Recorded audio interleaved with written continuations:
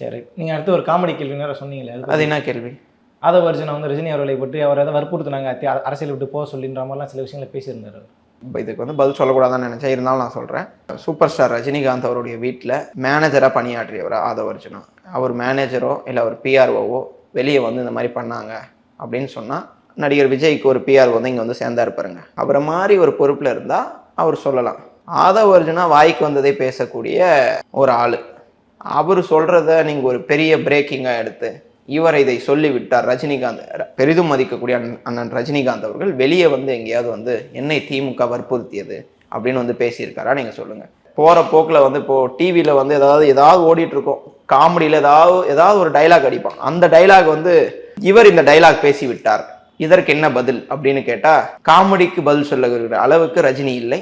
நான் அரசியல் கேள்விக்காக வந்திருக்கிறேன். சரி, காமெடி செய்திகளை தவிர்க்கலாம் என்று அன்போடு கேட்டுக்கொள்கிறேன். கடைசி கேள்வி நிறைவு செய்ய, ஸ்டாலின் டேக்ஸ் 30% சொல்லி இந்த சமீபத்தில் விஜய் அவர்கள் பேசியிருந்தார். அதாவது ஒரு ஃபண்டு எடுக்கிறீங்கன்னா அதில் 30% குடும்பத்துக்கே போயிடுதுன்ற மாதிரி குற்றச்சாட்டு வச்சார்ல, அது யதார்த்தம் தான் என்ன உண்மையில்?